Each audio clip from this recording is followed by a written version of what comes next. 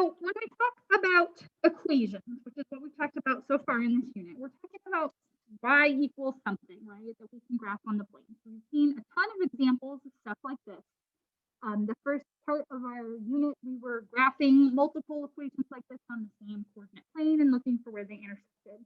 So we know that if I have an equation that looks like this, slope-intercept form here, I can plot my y-intercept at -3. And then my slope is a half. That's my set of directions to get more points on the graph. So up 1 over 2, up 1 over 2, 1 over 2. I can get more points back this way to the left by reversing those directions. Down 1, back 2, down 1, back 2. I get a bunch of points on my line. And then when we graph an equation, we connect those points and put arrows on the end. Okay, to signify that our line continues. So this is graphing an equation. What we're going to focus on today is graphing inequalities. So notice we don't have an equal sign anymore. And before we graph this thing, I want to remind you of when you just graphed inequalities on a number line, something that looks like this. So when you had a number line and your teacher said graph x is greater than 2, you went to 2 on your number line, and you said, well, x is bigger than 2. That means I'm going to put an open circle on 2, since we just want to be bigger than 2. And then I'm going to shade everything that's bigger than 2.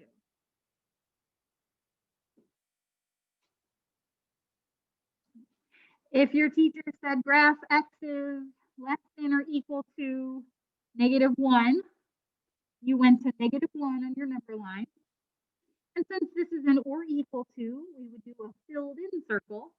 And then I'm going to shade all the values where x is less than 1. And the or 1 gets shaded because it is equal to -1.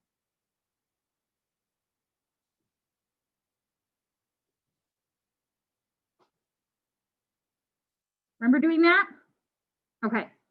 So this is the same idea that we're going to look at today, but instead of being on a number line, just talking about values of x, this time we've got 2 dimensions here, x and y. So since we have slope-intercept form, we're going to start this off the same way. I've got a y-intercept at -3, so I'm going to go down to -3 and plot a point.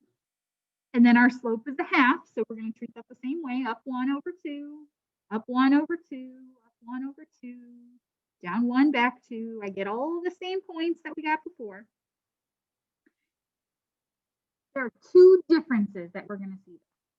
You need to pay attention to what this sign is, because just like we had open circles and filled in circles, now we're going to look at open lines and filled in lines. So an open line would be dashed, and a filled in line would look like this guy. Since it's an or equal to, we want a filled in line, okay, a solid line here.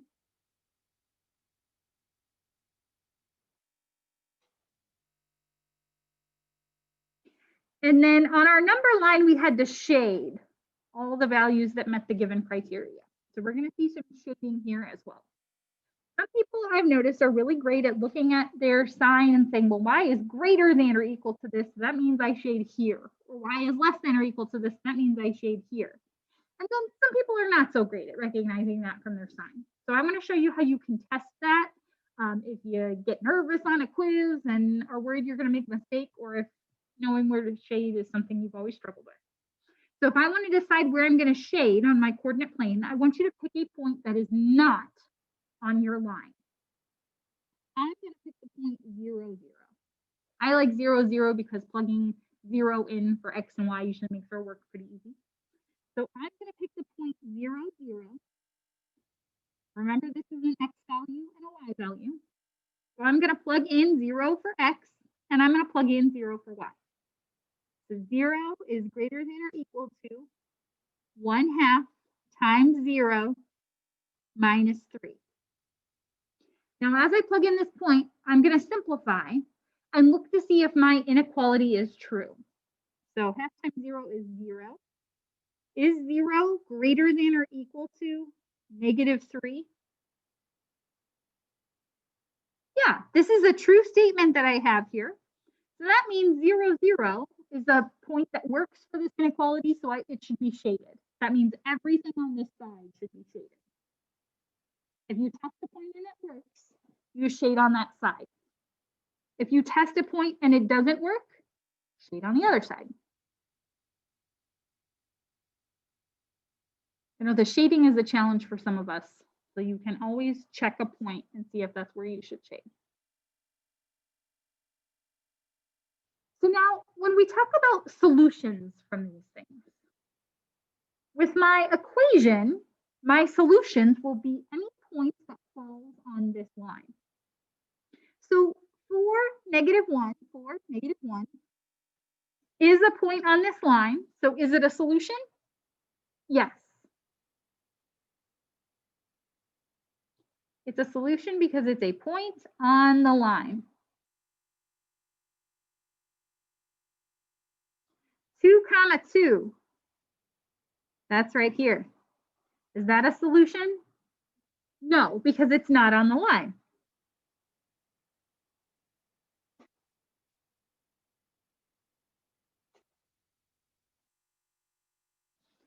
-1, -4.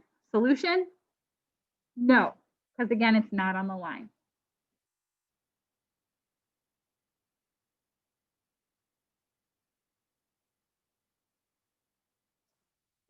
For inequalities, this is a little different. So if I ask about the point 4, -1, that's this guy right here. Is that a solution? It is, but only because we have a solid line. If this were a dashed line, like an open circle situation, then that wouldn't be a solution. Here it is, because it's a point on a solid line.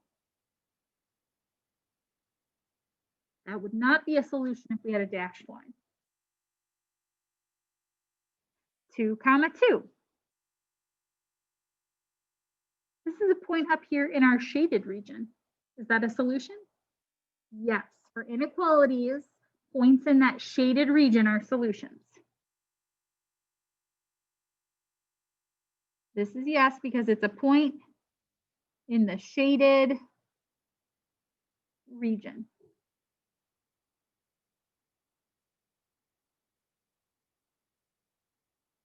And then -1, -4. Solution? This one's not. Nope, not in the shaded region, not on the line.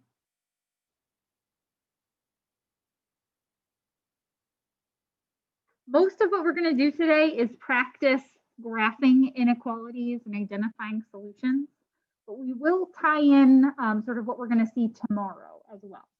Okay, so we're going to take these single inequalities, practice those today, and then tomorrow we're going to move into systems of inequalities.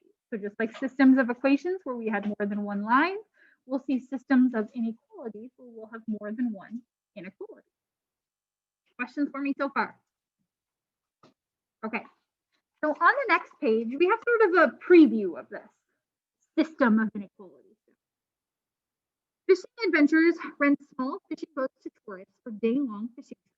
Each boat can hold at most 8 passengers, and that includes both adults and children. So 8 total human beings. Write an inequality to represent the total number of passengers. So we could have adults and we could have children, but I cannot exceed 8 people. That means adults and children have to be less than or equal to 8. We can have at most 8 passengers, so my total of adults and children must be less than or equal to 8.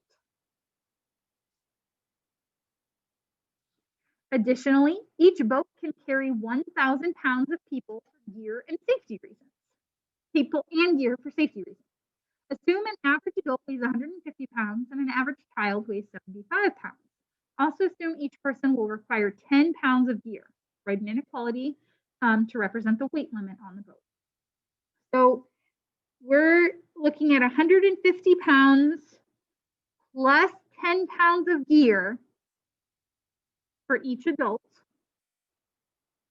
And then for each child, 75 pounds plus 10 pounds of gear, okay, for each child.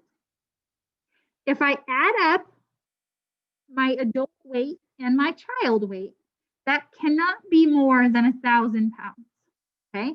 1,000 pounds is our max. So the weight from our adults and our children must be less than or equal to 1,000.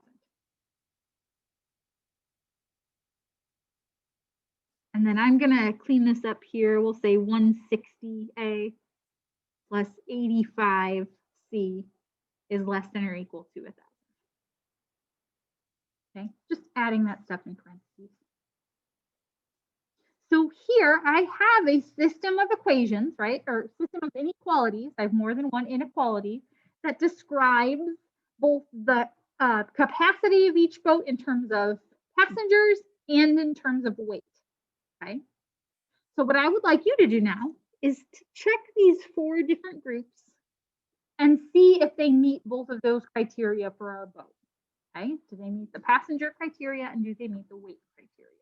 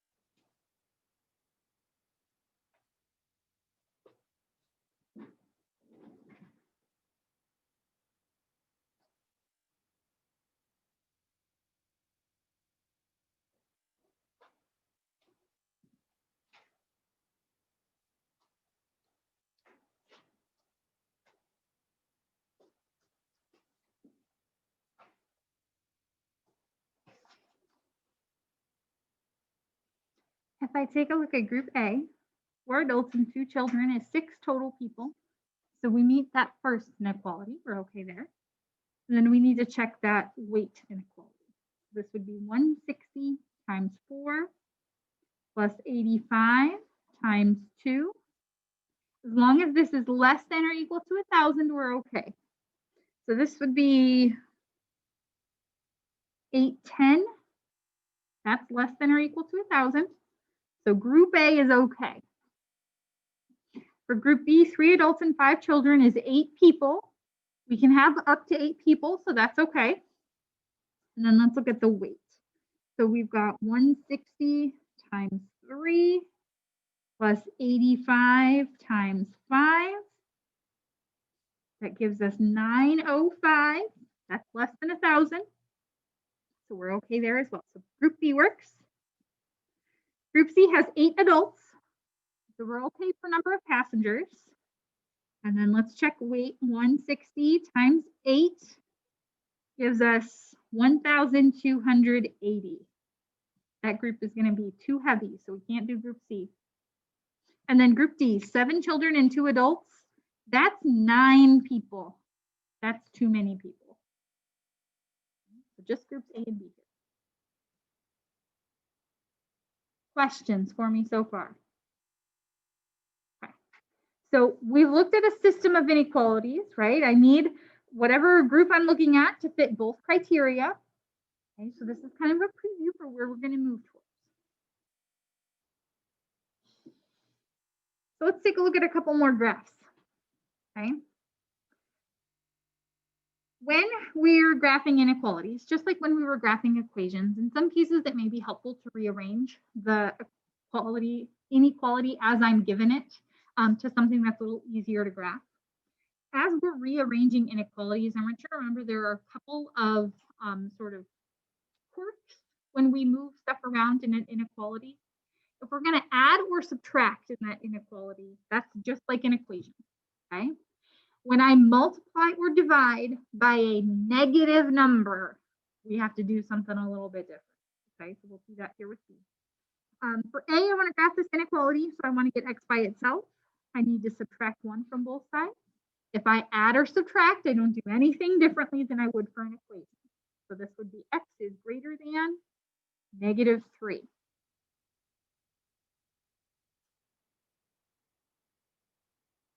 So I'm going to go to where x is -3.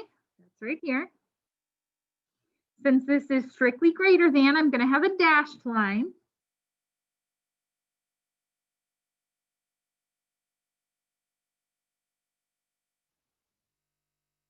And then I want all values of x that are greater than -3. So that would be everything this way. So I'm going to shade this portion of my graph.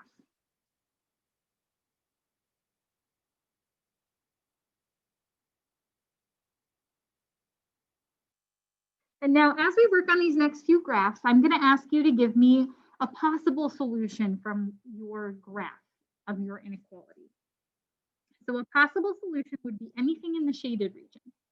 Now on our last page, we talked about how 4, -1 is the solution to the system because it's on the solid line.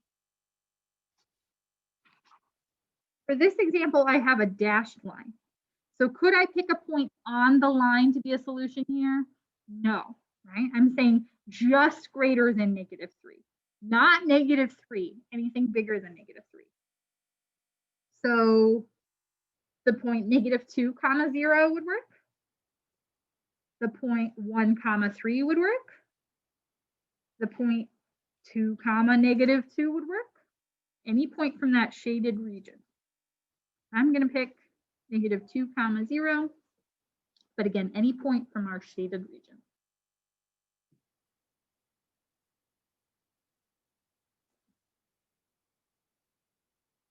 For B, same idea. I want to get y by itself. To do that, I'm going to have to divide both sides by -4. When I divide by a negative or multiply by a negative, this is where things change a little bit. Anytime I multiply or divide by a negative number, multiply or divide by a negative number, I have to flip the sign. That means flip the inequality sign. So I have y, -4y is less than 8. Since we're going to divide by a negative number, I have to flip that inequality sign. So I'm going to get y is greater than -2. So if I do any rearranging, I have to remember if I multiply or divide by a negative, we flip that inequality sign.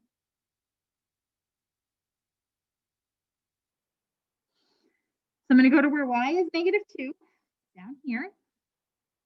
And I'll have a dashed line again, since we're strictly greater than.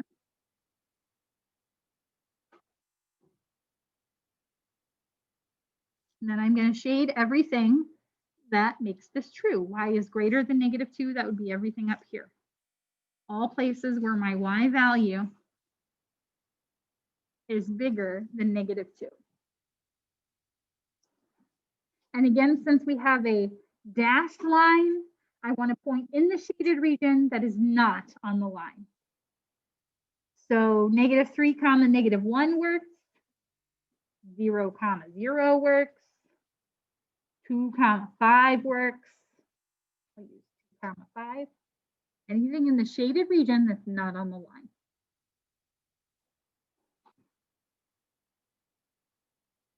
Questions for me so far?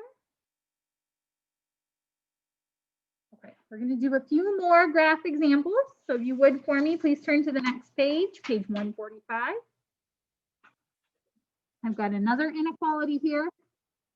Y is less than -1/3 x plus 3. So this is in slope-intercept form. So I'm going to start by plotting my y-intercept. And then my slope is negative 1/3. That's telling me to go down 1 and forward 1, 2, 3. Down 1, forward 1, 2, 3. If I reverse those directions, I can get some points off to the left. So up 1, 1, 2, 3. Up 1, 1, 2, 3.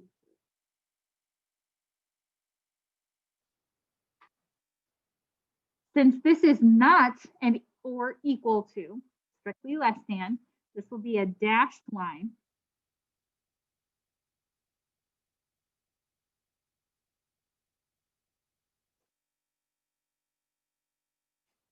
And then I need to decide where to shade. I'm going to use that test a point method again. And again, I'm going to test a point that seems easy to me. So I'm going to pick 0, 0. I'm going to test that point 0, 0, plugging in 0 for x and 0 for y. So that would be 0 is less than negative 1/3 times 0 plus 3. Negative 1/3 times 0 is just 0. So is 0 less than 3? Yep, 0 is less than 3, so I want to shade on this side.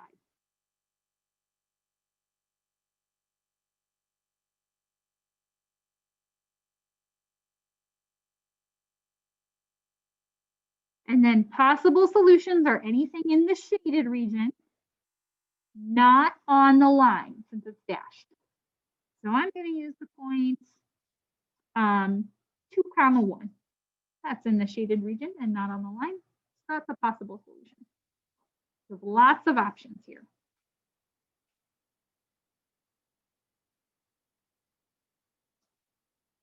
B is in point slope form. I can tell it's in point slope form because I have x in parentheses with a number.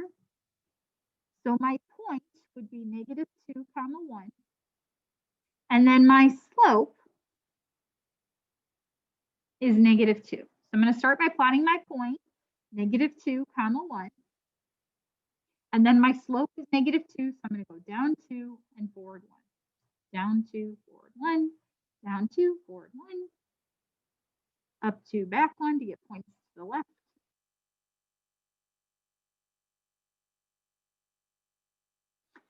Since this is strictly greater than, this will be a dashed line again.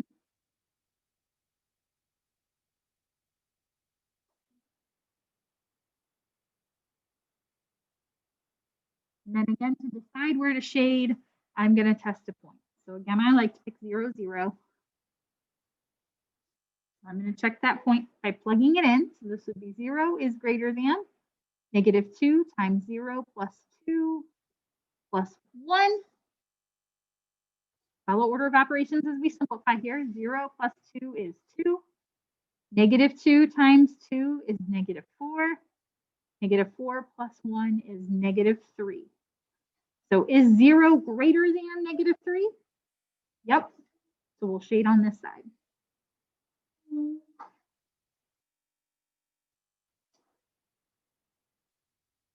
And then again, your possible solution would be anything in that shaded region.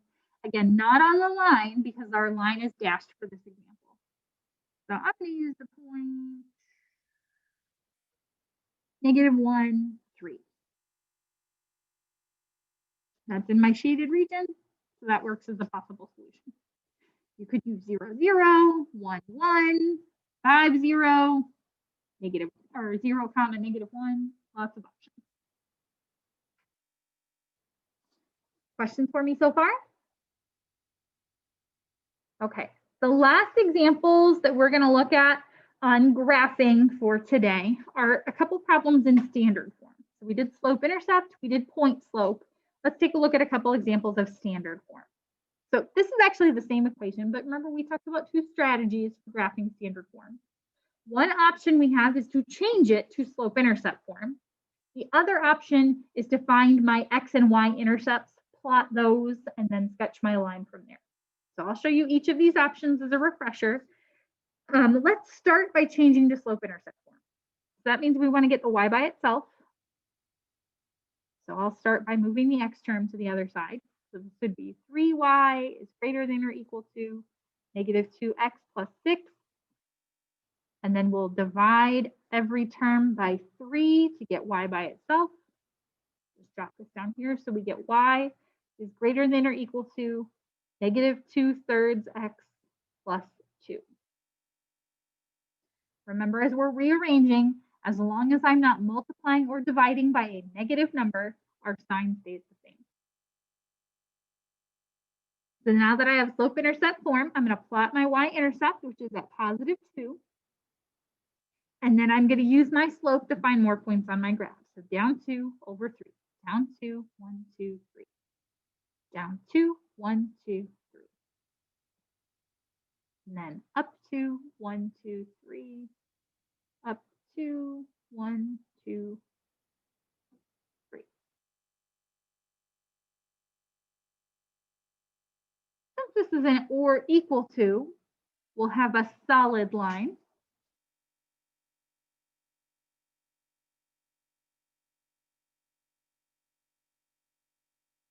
And then to decide where to shade, I'm going to test a point again. So I'm going to pick 0, 0 since it's not on the line. So when I plug in 0, 0, that would be 0 is greater than or equal to negative 2/3 times 0 plus 2. So negative 2/3 times 0 is 0. So is 0 greater than or equal to 2? No. This time I got something false, something that didn't work. That means I'll shade on the other side. So this point didn't work. That means I need to shade on the other side.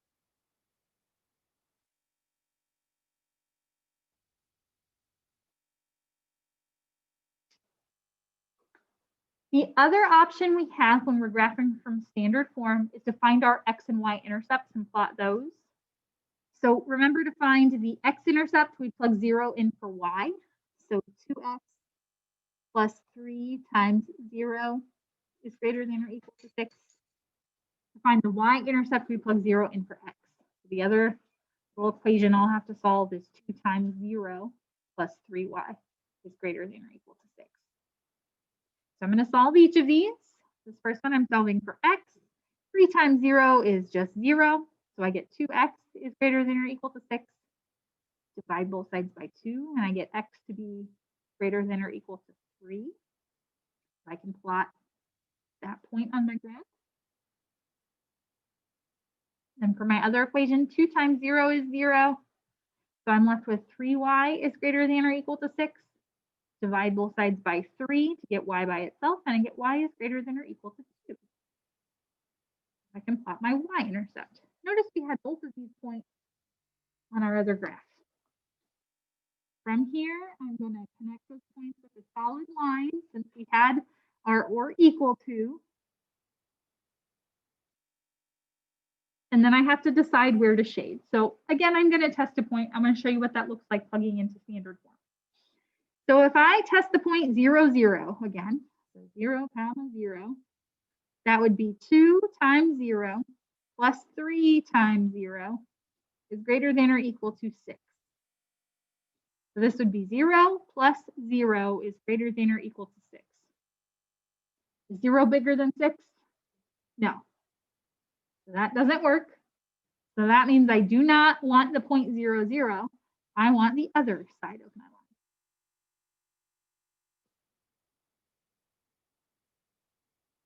You get the same line, and if you plug a point into standard form, you'll get the same information about shading.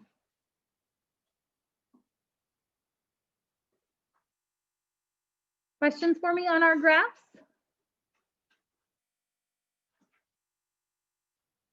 Okay, then I want you guys to hop forward to page 150.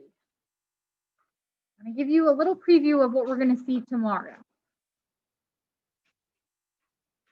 So we looked at a problem where we wrote a system of inequalities, and then we talked a little bit about solutions with which of those groups would be able to do that boat rental. And then we looked at a lot of examples of graphing inequalities. So for this last problem for today, we're going to combine both of those to get, again, a preview for what we're going to work on tomorrow. So on page 150, this says a small toy company specializes in toy cars and toy trucks. The company is limited in how many cars and trucks it can make in a day. Each car needs 4 wheels. Each truck needs 6 wheels. There are only 360 wheels in stock. Each car needs 2 seats. Each truck needs 1 seat. There are only 100 seats in stock. We're going to write 2 inequalities to describe the sort of limits that we have based on our number of wheels and number of seats. We're going to let X represent number of cars and Y represent number of trucks. I'm going to go ahead and label those axes on my graph. So X is number of cars that we can make, and Y is number of trucks.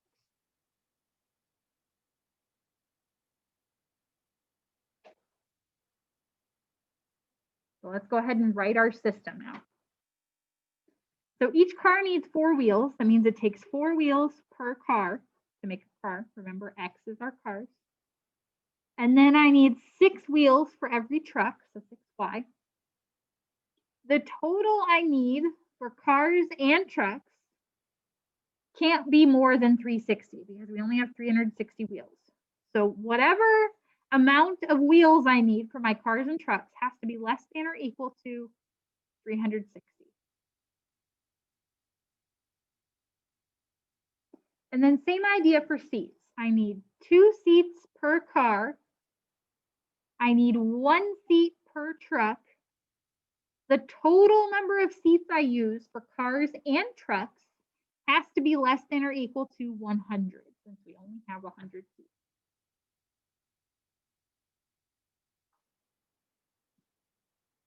So there's our system. And what we want to do now is rewrite these so I can graph them. So I'll start with this top one. We need to move that X term over. So we would get 6Y is less than or equal to negative 4X plus 360. And then I'm going to divide everything by 6 to get Y by itself. So I would get Y is less than or equal to, this would be negative 2/3 X plus 360 divided by 6 would be 60. So I'm going to go ahead and graph this. So my y-intercept is at 60. And then my slope is negative 2/3. So down 2, 1, 2, 3. Down 2, 1, 2, 3. Down 2, 1, 2, 3.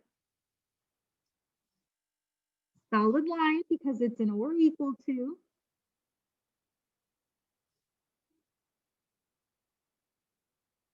And then I need to know where to shade. So again, I'm going to test that point 0, 0. So this would be 0 is less than or equal to negative 2/3 times 0 plus 160 or plus 60. Negative 2/3 times 0 is just 0. 0 is less than or equal to 60. That's true. I want to shade down here.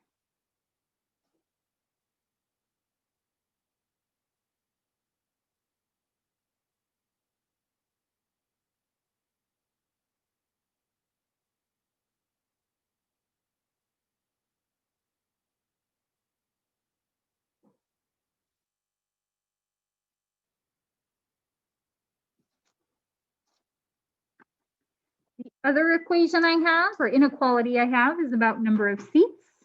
A little bit easier to get y by itself for this one. So we would have y is less than or equal to negative 2x plus 100. So I have a y-intercept at 100, and my slope is negative 2, down 2 over 1, down 2 over 1, down 2 over 1, down 2 over 1.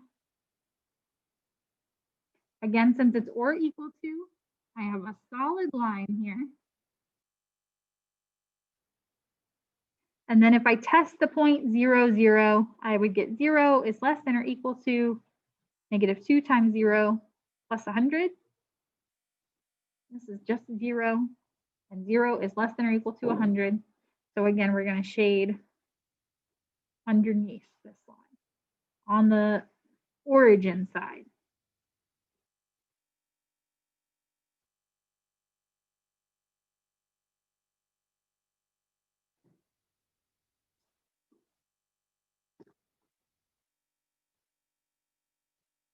So here's what we get on our graph. Anything that's in the purple shaded region would be a number of vehicles that I have enough wheels to make. So anything that's shaded purple, I have enough wheels. Anything that's shaded red, I have enough seats. Where's the place on this graph where I have enough wheels and enough seats? What would I be looking for? Exactly right, where I have that overlap. So I have an intersection for those lines, but I also have this sort of double shaded region right in here.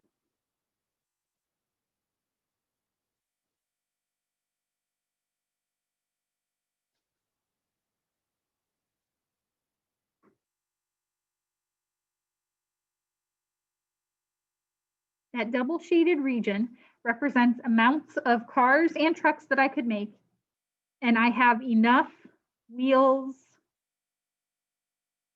and seats to complete all of those trucks and cars.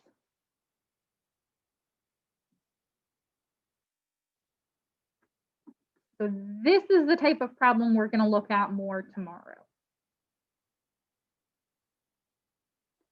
Questions for me for today? Okay, your homework is on page 146 and then on to page 147. The homework on 146 and 147, and tomorrow we're going to talk more about these systems problems where I've got more than one inequality on a page.